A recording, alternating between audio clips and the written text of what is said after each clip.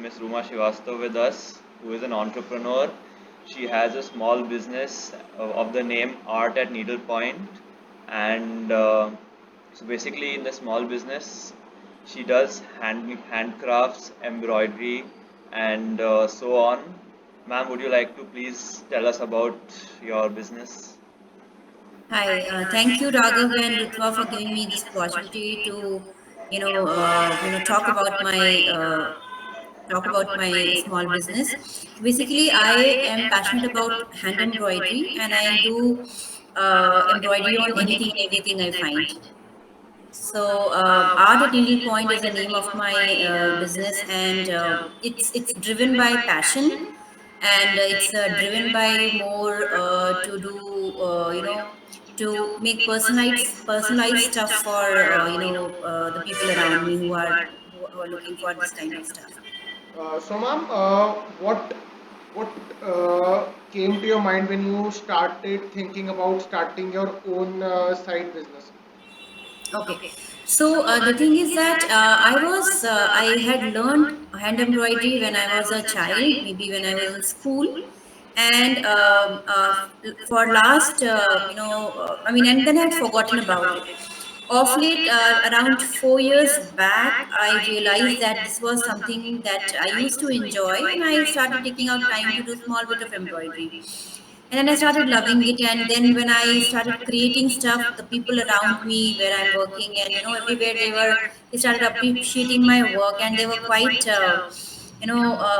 interested in what I was doing, and started telling me that, why don't you make this for me, why don't you make that for me, and you can charge for whatever you want. So that gave me the idea. Yes, I have the skills, I have the passion, and if people are interested and people are looking for this kind of stuff which is not actually available in the market easily, then why not make this my small business, make this my part-time business, and while I'm following my passion, get some money also out of it. So that's how it started.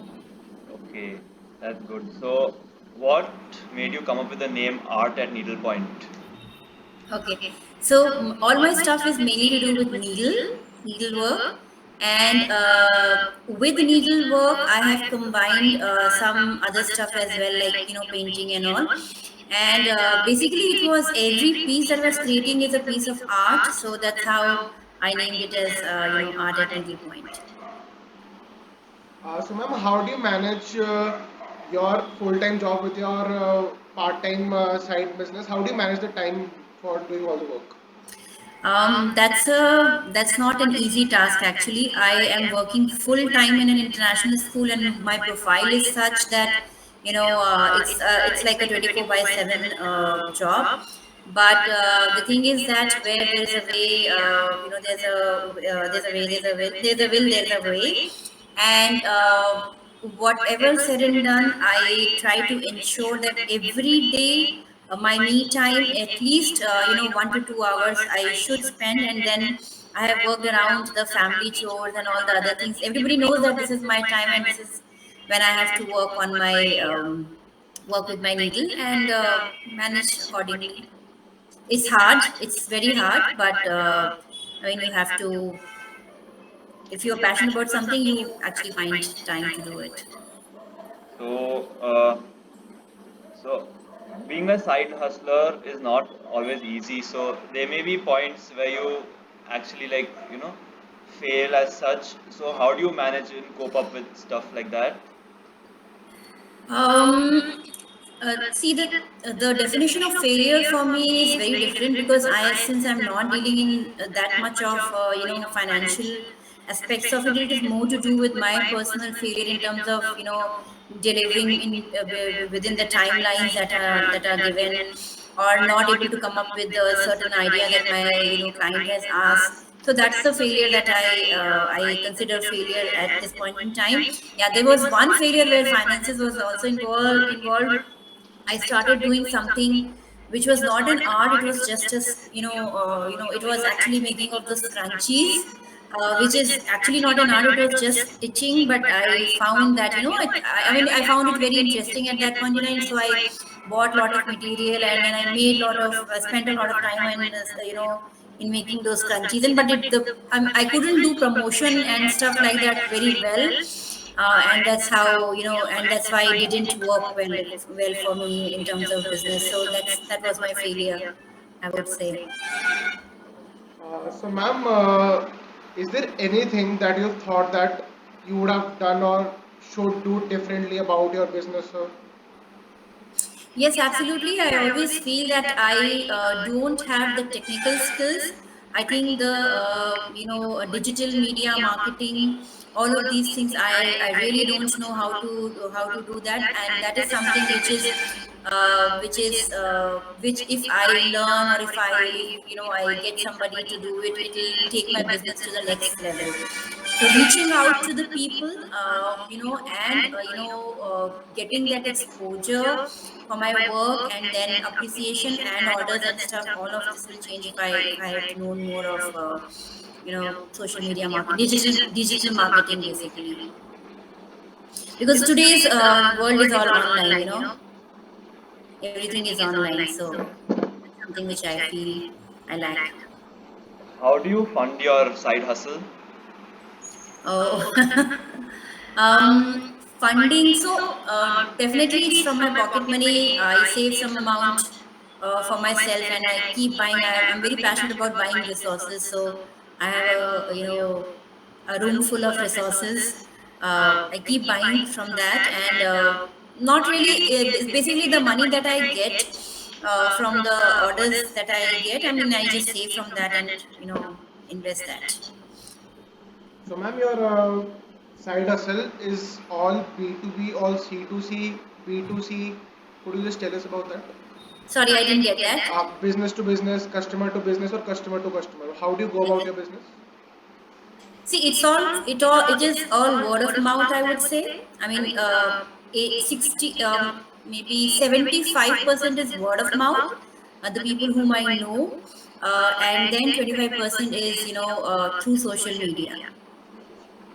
So it's mostly direct to customer. It is directly to customers. It is B2B is not there, because I'm not reaching out to anybody else. It's mainly B2C that I would say. So, what has been your biggest wow moment in the last 4 years of your? Um, yeah. So there has been my designs are very unique. Okay, and once I get a little bit of idea from my customer that what they are looking for, I have created wonders. So this hoop art that I have done, and that is something that had been very popular. That's number one in my list, and second in my list is the hand embroidered masks. So since this pandemic was there, I started involving myself in creating this mask myself, and customizing it, as well as making it embroidering it, basically. So people have ordered masks for their 75th birthdays, or special as a birthday return gift and stuff like that. So these are the two things that I would say were the most popular ones, and created wow, because I was so overwhelmed with the orders that I thought, okay, fine, I it's enough. I don't want to do this anymore. I'm bored of it now. So that's what. So, ma'am, is there any specific amount of supply that you set per month that you need to make, or do you have a target supply chain? See, I tell you, since this is my side business, I actually don't set target for myself. It is basically dependent on the. Suppose Raksha Bandhan is there, so I get Raksha Bandhan or Rakhi order. Suppose it's Valentine's Day, so I get. So it's not target oriented at all. It is dependent on the need of my customers, what they are looking for, and my delivery timeline as well. So depending, it works together. So it's not target oriented as such as yet. So, what would you advise for people who are starting up their own side hustle, or So, like emerging entrepreneurs. emerging entrepreneurs? So basically, the most important thing is reaching out to people, getting to understand the market. okay, and reaching out to the right people who would value your.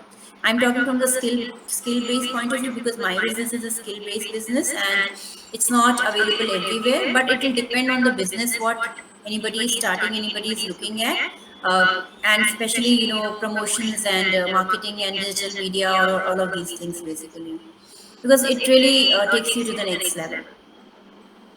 Ma'am, one last question. Who has been your biggest support system throughout your journey of this side hustle? I think my family, each and everyone in my family, because without there, if I have got some order and I have to at the same time go and cook for my family, and they are not able to understand that I have to really do this. Their support has been, has made me, fulfill my dreams basically. So, thank you so much for your valuable time, ma'am. I hope that this interview might lead to some more students like us to get inspired and become entrepreneurs and start a side hustle like you. It's been an honor doing this interview with you. Thank you so much. Thank you so much. Thank you so much. Thank you for inviting me. All the best to you. Thank you, ma'am. Thank you. Bye.